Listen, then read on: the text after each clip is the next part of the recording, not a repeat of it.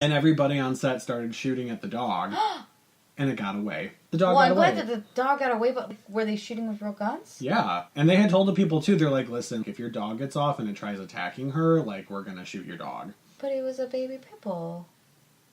They just like snuffleupagus. They just like sniffle, But sniffle, that story had a happy ending because the dog got away. Yeah, good job. The dog. Yeah. I cannot believe that they were actually shooting at him. Yeah, I know. It was one of those things where it's, the 70s and they were... Yeah, but there were actual laws back then. Don't eat the actress's face, maybe. I mean... I'm not condoning it. I'm just getting into that it just mentality. makes me sad. Yeah, well, it makes me sad, too. I swear to God, if anybody ever shot at my dog, my sweet baby Angel... Oh, yeah. Okay, I'm very upset thinking about it, but I would go full zombie and eat their face. Yeah, I could see that. I don't even need bath salt. I'm going to tell you about St. Albans. There's a sanatorium in Radford, Virginia. It's known as the most active location on the East Coast. So, obviously, a sanatorium. I kind of feel like this was the one that we may have been talking about before, where you're like, they're doing a haunted house in there now, and this person told them not to do it anymore because she could see all of the ghosts at the windows, like, help, help, help. Oh, okay, yeah. Okay. Do you remember which one that was? Was that Amy Allen? I don't know. Maybe? I'm not 100% sure. It didn't say anything about that. Okay. In this. Yeah. But it kind of seems Are like they doing that there? They're doing, like, a production inside of it? Yeah, they're doing a haunted house. And then they obviously do, like, ghost tours and stuff like that. I have an interesting thought, though. Okay. About that. So, the haunted house that they do there, and maybe we don't know this, but I would imagine... It's St. Albans. I would imagine that it's sanatorium themed, too. Because of where it's at. I guess so. The reason I'm bringing that up is because I watch all those fucking shows on right. Destination America, which, by the way, guys, Friday night is their spooky ghost show night. It's all ghost shows all day and all night, and I love it. I hate to watch it, except for that I'm at work. But what I've seen that a lot of investigators do, if they've got like a whole team, is they'll do a reenactment of an event that happened somewhere to stir up the activity. Right. And so I wonder if them trying to recreate that scene is part of what's stirring the shit up. There are a couple places in here that I can't imagine that they would actually put an actor in. But I'm not saying it's the same one that you thought it was. It kind of seems like it might be ish. But know that they do a production there? They do, yeah. The person who owns it now is actually throwing events there as well, which I'm not terribly mad at. Yeah. And I'll tell you why momentarily. Uh-huh. But there are a couple different rooms in there that I can't imagine that they would put an actor in, period. Whether or not they were by themselves or with other people, just because they are more aggressive and more hostile ghosts. Uh-huh. Okay. So in the 1700s, because this land is kind of cursed, due to the proximity of the New River watershed, there was contention over the land. So it was a lot of European settlers, and then Native Americans were kind of coming to a head over this area because obviously trade route and or fish and or water and or anything. Mm-hmm. And also maybe like somebody was there first? Yeah, maybe, there was an entire people here before. Maybe there was an indigenous culture that had like... I mean, it seems kind of strange that there may have been someone here before me.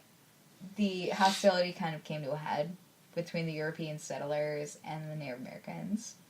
Okay, yeah. So the Shawnee eventually attacked Draper's Meadow, which was a little tiny colony, and they killed 5 people. They had tomahawked Eleanor Draper, scalped her, and then taken one of her relatives' babies. What did they do with the baby? They brained the baby. They what? Brained it. What do you mean? They smooshed, they threw it against a cabin, and the brain popped out. Oh my god. I know. It was rough. I said it's pretty rough. That's a fucking awful story. That hurts my heart so much. I know. I'm not into killing babies. You don't like when people violently throw a baby against a wall? Yeah, maybe don't throw babies against walls. And we talked about this earlier today because of Joliet. Right. Yeah. Don't throw babies against walls or smoosh them in any capacity. Yeah, because apparently that happened recently in a motel. In addition to that, They kidnapped a large amount of people, and they sent Philip Berger's head back to his family members in a little box. What's in the box? What's in the box? It's not Gwyneth Paltrow's head. It is Philip Berger's. So what you were saying, though, is that they kidnapped, like, a whole bunch of people? They kidnapped several people, and then they sent Philip Berger's head home to his family. Another one of the people that was kidnapped was Mary Draper. She fought off a fellow escapee who apparently was a German. Everything I read kind of was a little bit disparaging about her, but they very repeatedly were like, she's German. She's German. She's German. So she fought off a fellow escapee? Is that what you said? Yes, because that fellow escapee, over the 43 days and 1,000 miles that they were walking, tried to eat her repeatedly. That's just fucking rude. I know. Terrible things obviously were happening in this property. And in the Civil War, the Battle of Cloyd's Mountain is thought to be one of the most horrifying battles. Guests report hearing rifle shots, smelling gun smoke, and there's apparently spectral mists on the grounds. Sanatorium was actually erected as a Lutheran boys' school by George W. Mills in 1892. So we're like skipping a little bit. They start trying to raise some Southern gents. He had such an influence on education, and he was absolutely aggressively about the fact that everyone should be excelling at all times. Everyone became competitive, and it led to massive amounts of bullying, which was not only not frowned upon, but very much condoned, because obviously that's going to make you a no man, but also homicides and suicides, because people weren't able to deal, I guess, with the stress. And yeah, I mean, it sounds like a very high pressure, totally. very intense environment. And it seems like they're not actually prosecuting people in this particular time period. And the for type these of things. environment they're fostering is basically like a you're not as good as everybody else type of environment. Totally. So Miles had actually died in 1903, and the school closed 8 years later. He died in 1903? Yes. Okay. In 1916, obviously 13 years later, Dr. 'Cause John... math. Yeah. Which, yes, solved that on the spot with my brain. Yes, he did. John C. King tried to fulfill his vision by creating a better psychiatric hospital where patients were well treated and accommodated. Oh, that's nice. I Did it work? totally agree. I wish that was a thing. When did it get fucked up? Immediately. So he had actually come from a couple of different institutions where he looked at people like kind of like living in like smaller areas and not going outside and not being able to be taken care of. And he said, hey, let's build a garden. They can play out in the garden. They can just be in the fresh air, period. That's nice. It's Okay. amazing. A lot of things sound great on paper. Here's what the problem is.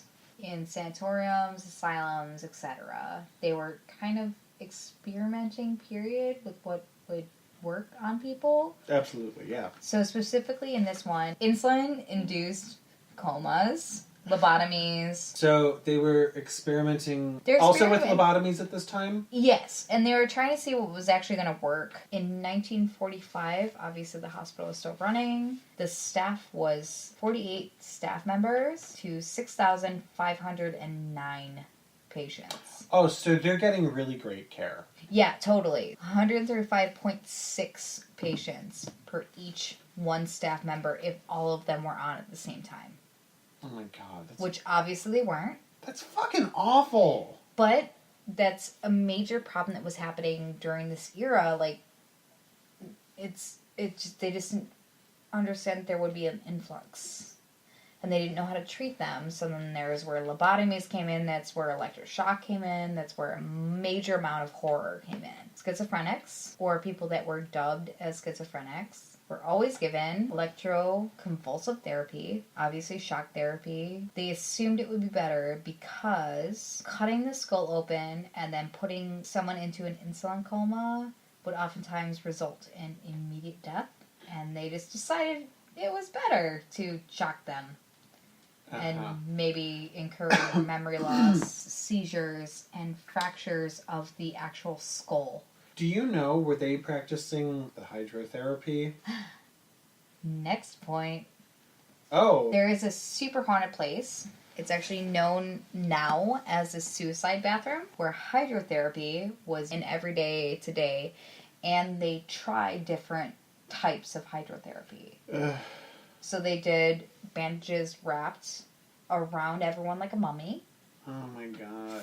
Freezing cold. Wait, like wrapped around them so that they couldn't move? Correct. Like they were constricted? Almost every single one except for one my god. is specifically immobilized and contained in a specific area where they actually bound them with bandages that were freezing cold. They had that fucking cover on the tub too? They didn't have a cover. Okay.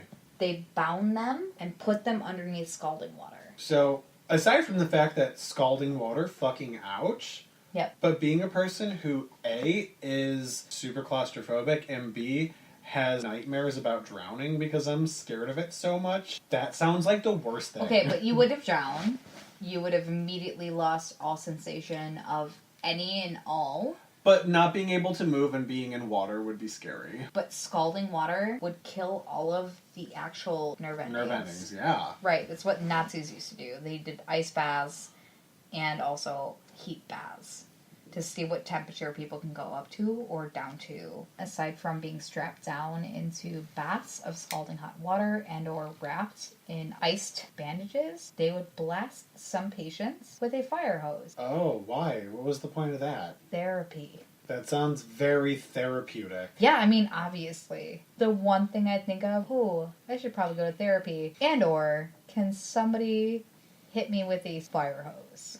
Who needs to talk through their problems when someone can blast you with a fire hose? Totally, because quite a bunch of people had gone through hydrotherapy and actually survived and had come down and killed themselves in that particular bathroom.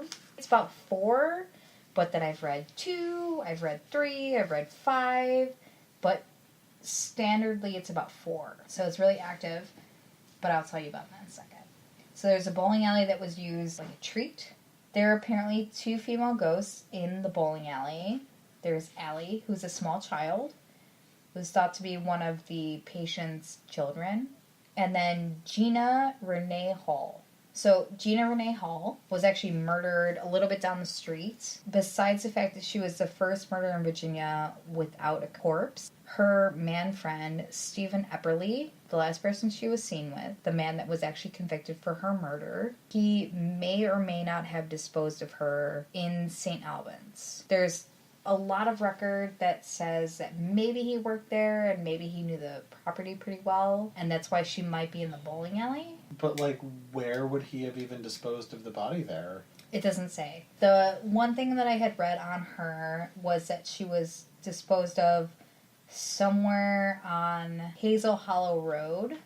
It's well believed that Stephen had actually disposed of her. It was abandoned until Tim Gregory, who used to be a patient, renovated and became Research and Enlightenment Center. He hosts the Halloween extravaganza, and then he also does the ghost hunts and then the haunted house. There's a ghost that whispers Deborah in the shock therapy room. That's scary. Right, and it's been captured on a couple different EVPs and then one ghost box. People are touched in the suicide room. Maryland ghost trackers had recorded audio and captured a shadow running downstairs. There are real and staged. So if you actually, to break into there, which you shouldn't because it's private property, you obviously would see actors and animatronics during October, but then there's a possibility of actually having a ghost encounter. There are full body apparitions photographed in the alcoholics ward. There are screams, footsteps, actual conversations, objects move. And because the entirety of it, before he had come into possession of it, is a maze, a lot of people would go through and get lost and then obviously be terrified. There are a lot of rooms that are actually named of what happens in them. So there's a rocker room. It has a chair that rocks on its own. There's a whistle room. If you whistle a tune in there, oftentimes you'll hear one whistled back at you or the completion of the song that you're whistling. And in the boiler room, there's a super hostile entity.